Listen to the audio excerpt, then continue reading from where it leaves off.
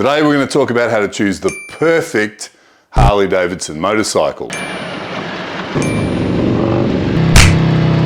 Choose wisely, choose correctly, and you're going to maximize the fun and enjoyment you get from this purchase. You're going to be a happy chappy. Now the wrong or perhaps a misguided decision is going to be very costly. You're going to overspend or perhaps get the wrong motorcycle and have to sell it and buy something else. Waste of time and money. So I'm going to save you a lot of time, heartache and money, and of course how to choose the right or the perfect Harley Davidson for you. There are 7 questions you can consider, perhaps should consider, in order to get yourself the perfect bike. Now, number 1 is budget. Now the first thing that most people think about is how much money do they have, or how much money are they willing to spend on a Harley Davidson motorcycle. For most people, it's a toy, not a way of life. So the money is an important consideration. Now, of course, your budget is going to determine whether you're buying new or used, and if you're buying used, how old. Now, of course, time and money are just interchangeable forms of energy. Some people don't have the time to hunt around, and they're willing to spend more and just walk into the dealer and bang, buy whatever they like,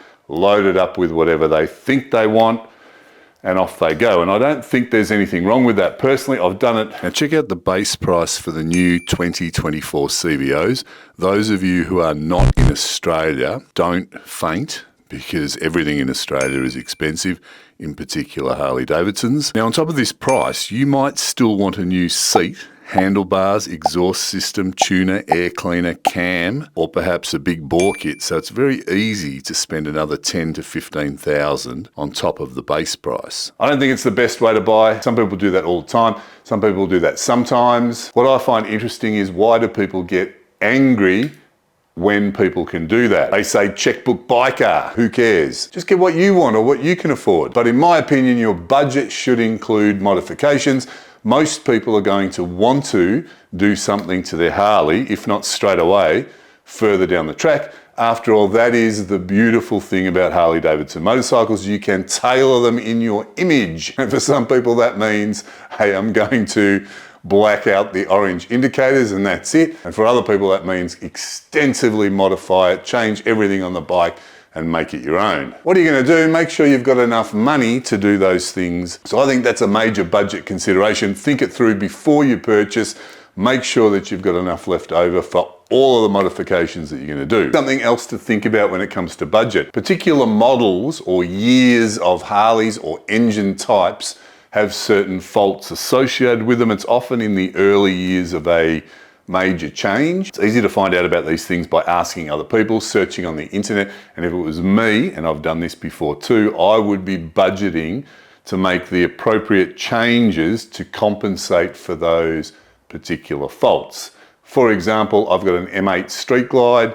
It was known with some people that there was a sumping issue, and it seems to have been fixed by a greater oil flow, so they've upgraded the oil pump. But if you've got an earlier M8, you might want to consider that and budget accordingly. That doesn't mean it's going to happen to your particular bike if you buy a certain model, but some people like the surety of taking care of that in advance, because sometimes with some faults, if they do go wrong, it's quite costly and it leads to major repairs down the road.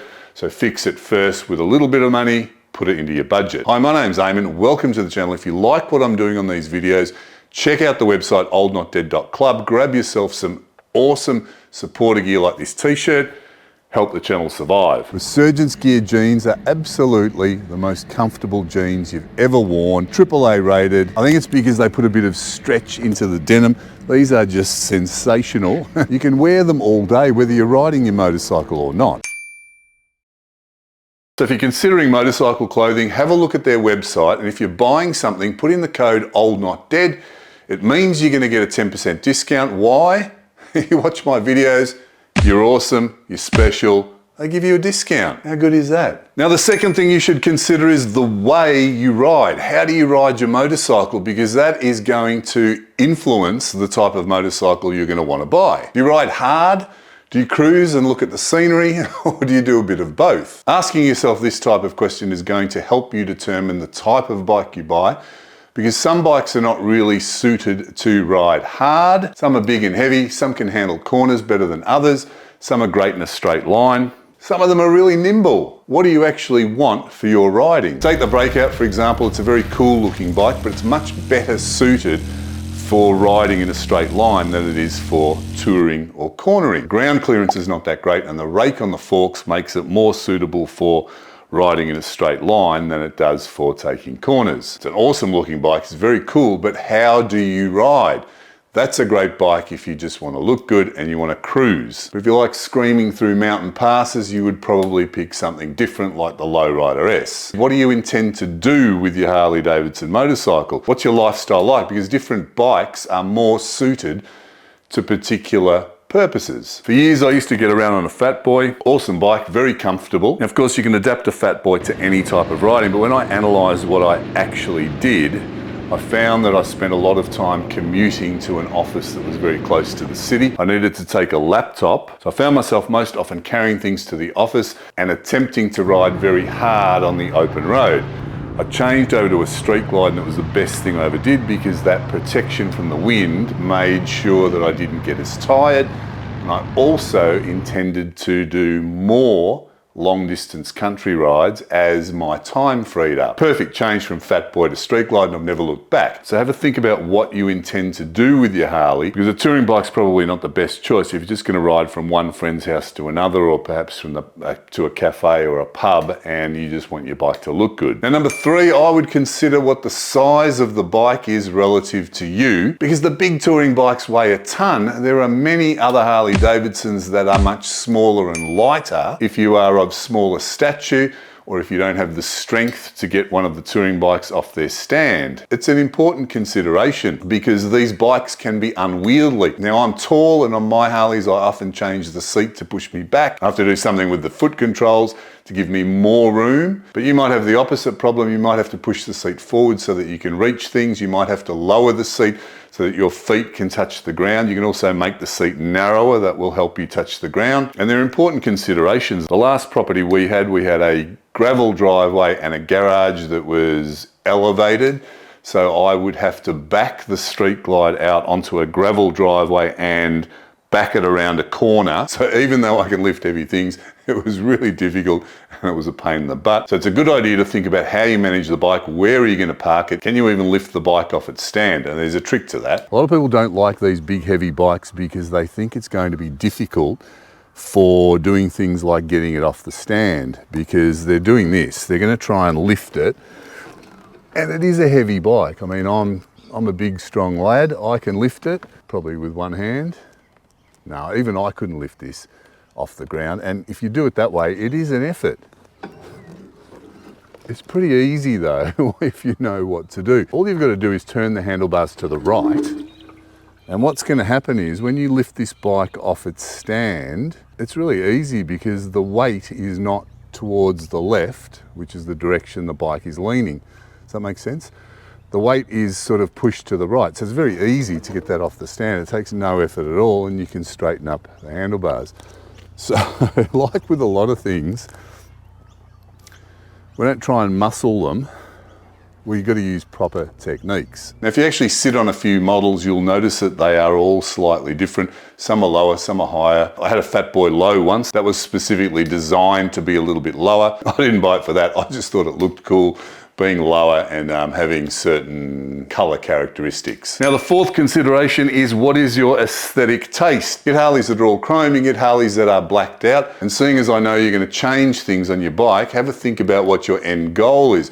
If you love chrome, start with a chrome base. If you like the blacked out look, start with a bike that hasn't got as much chrome. It's pretty basic. If you like the old-fashioned classic look, get yourself something like a Softail Slim or a Deluxe. We might like the more modern look like the Lowrider S. What about paintwork? Do you actually care? The basic color is usually cheaper. It used to be black. I think they're changing it to gray now. Then the other colors cost more. Do you want another color? If you're going to paint your bike later on, maybe buy a color that no one wants. You might get a discount. But also consider this: if you're going to sell your bike later, is somebody else going to want that color? Because not all colors are created equal.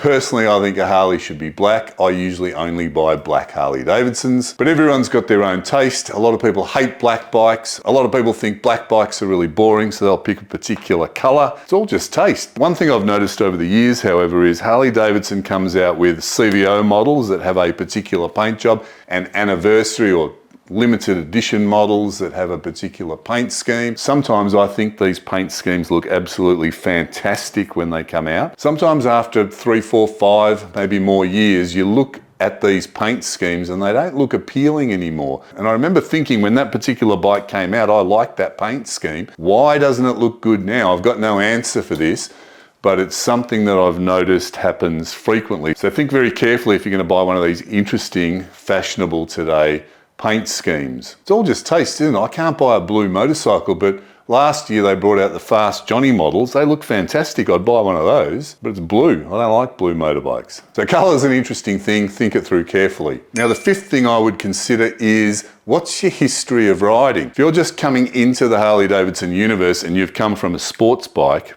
you're probably going to want to upgrade the engine dramatically. That's what I've found. I used to ride sports bikes when I was younger, so Harleys to me are incredibly slow, even though I love them. So I always spend money making the engine go faster, as much as I can afford at the time. Now with the new M8 engine, a lot of people are going to be very happy with just a tuner, an air intake, a new exhaust system, and a cam, because they go all right like that. But get yourself an older bike, you might find that you want to do more to the engine. But it's all about your history of riding. A lot of people are new to Harleys from their L plates or from a slower bike, and I've seen people comment about how fast Harley Davidsons are. If you're happy with that, you don't really need to consider making any modifications. It's going to save you a lot of money. It's all subjective. If you're happy, you're happy. Now, the other thing to consider if you're coming off a sports bike, you're probably used to being in the push-up position with your feet back.